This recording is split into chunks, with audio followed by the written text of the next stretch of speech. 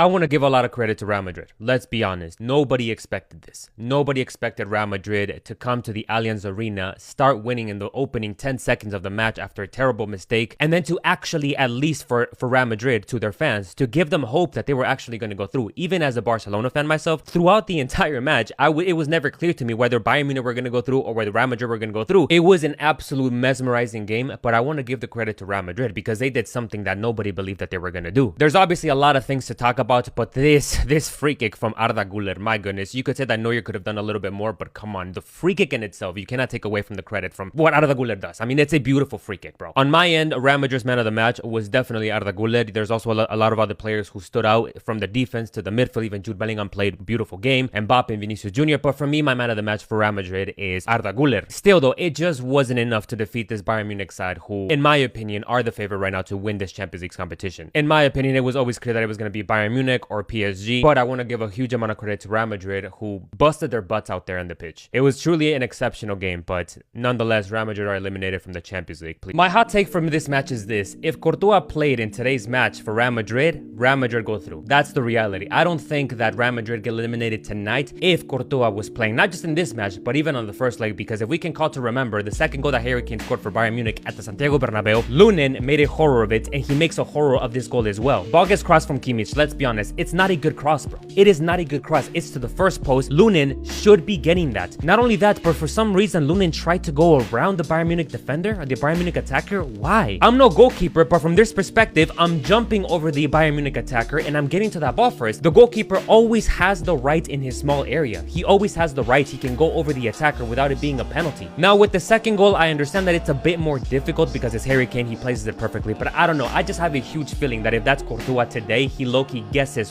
where Harry Kane goes and he stops it all day. I couldn't find the third goal, but the fourth goal, yeah, this one's unstoppable. This one, Courtois never even gets to it, bro. It's a beautiful goal by Olise. He cuts inside. I mean, the ability that this brother in Christ has to cut inside with a very delicate touch and then still having to place that, curve it around the goalkeeper, hit the crossbar and it goes in, hit the post and it goes in. It's a beautiful goal. I don't think that any goalkeeper in the world stops this. But in the minimum, the second goal that Bayern Munich scored at the Santiago Bernabeu, I think that Courtois stops that, and I think that Courtois stops this as well. I don't think that Real Madrid get eliminated actually if Courtois played both games, but nonetheless, it is what it is. Please drop a follow and let me know what you think. Camavinga has completely thrown away the game, and not even Real Madrid fans are defending him, and it's quite sad in my opinion because Camavinga had just had a mistake against Mallorca. Then I believe that it was also his fault in the recent game that they just played at the Santiago Bernabeu, and now today he comes in deep in the second half for Real Madrid. The first foul that he commits, I'll say it's a tactical foul, but I don't necessarily think that he has to do it. Nonetheless, he receives a yellow card, and then after committing another foul on Harry Kane, the referee, by the way, wasn't even going to give him a yellow card for that foul. The reason why he gave him the second yellow card was because he then, after committing the foul against Harry Kane, picks up the ball, runs away with it, doesn't want to give it to the Bayern Munich players, and then what he does is he actually throws it away from the Bayern Munich player. He hands it to Arda Güler, who then Arda Güler is the one who throws it back to the Bayern Munich players. But it is actually from these two actions that the referee says, look, it's not just one, it was two, therefore, boom, yellow card. You can see those two fingers right there. He says, look, two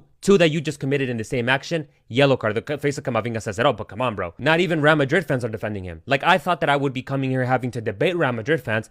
Nobody's defending him. Every single Real Madrid fan acknowledges that Camavinga threw away this game for them. Let's be honest, Real Madrid had played an exceptional game. Even me as a Barca fan, I was surprised. But you can't do this silly thing. You cannot do this. You cannot think that you're going to get away with this. It's absolutely silly from Camavinga. Threw away their elimination. But Real Madrid should not have scored this goal by Arda Güler. I mean, don't get me wrong. It's a beautiful free kick. Neuer can do nothing about it. A lot of people were coming at Manu Neuer because they allegedly thought that he could have stopped it. There's a lot to say, but I don't even think that Real Madrid should have even given this free kick. The reason being is that the free kick wasn't even a foul to start with. Brahim Diaz has the ball. He takes a touch from the inside of his foot outward. Here in this situation, he's not being touched. He is not being touched. A couple seconds go by, still no touch on Brahim Diaz. A couple seconds later, still no touch on Brahim Diaz. A couple seconds later, still no touch on Brahim Diaz. He even still lands fully on his left foot before he decides to throw himself to the ground. It's a clear dive, bro. It's a clear dive. This shouldn't even have been awarded as a free kick for Real Madrid. Again, the goal that Arda Güler scored, the first and the second, beautiful goals. I've already said, man of the match for me, for Real Madrid at least. But come on, bro. Like, if Real Madrid went through today, it would have been another one of the biggest injustices of football. football. We would have been talking about these two plays, the second and the third goal, either how Rudiger committed a clear foul not given to Bayern Munich, or how the free kick that Real Madrid were awarded wasn't even a free kick to start with. Again, the free kick is beautiful. I'm not taking anything away from it, but what I will say on the final note is this: if this were Barcelona, we all 100% know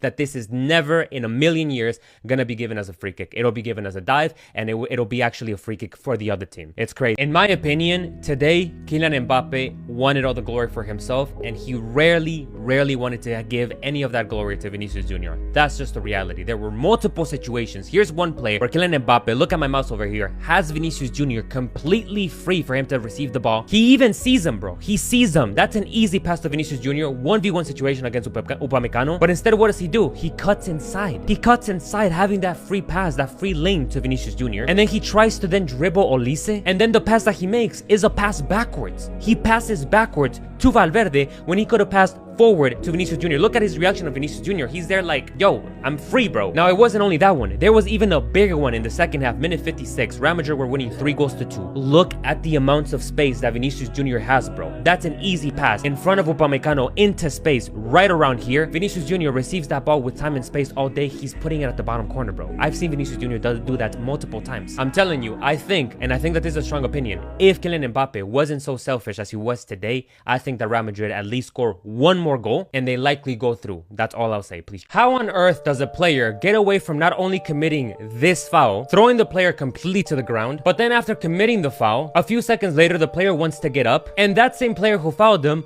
pushes him down to the ground and then gives him a stare like, what are you gonna do? How does Vinicius Jr., how do these Real Madrid players get away with doing this, bro? It makes genuinely no sense to me. We all know that if this is Gavi, we all know that if Lamine Yamal does this, we all know that if Ferran Torres does this, any Barcelona player, even Joan Garcia, even one of the bench players, anybody who does this in Barcelona gets carded and they miss away the second game. The reason why the referee didn't want to pull away that yellow card was because Vinicius Jr., if he received a yellow card, could have been suspended from the first leg of the semifinals, and that in itself proves that these referees help Real Madrid in some sense. They don't want to card him. They didn't want to card him. Vinicius Jr. had multiple occasions today to be carded. Not a single yellow card did he see. As a matter of fact, it was actually Arda Güler who received the direct red card after the game had ended. It was Camavinga who saw 2 yellow cards, but Vinicius Jr., nothing. I don't intend to disrespect Vinicius Jr. at all, but come on, bro. This character is really annoying, to be honest. It's annoying. It's an annoying character. Even Real Madrid fans themselves can tell you. Vinicius Jr. risked missing the second game. Like, imagine that the referee did decide to give him that yellow card 9 minutes in. What would have been the reaction of our Real Madrid fans? They would have been criticizing Vinicius Jr. for this action. It's completely unnecessary. But as a Barca fan, I don't understand why he didn't see that yellow card. It's completely beyond me. But man, please drop a follow and let me know what you think.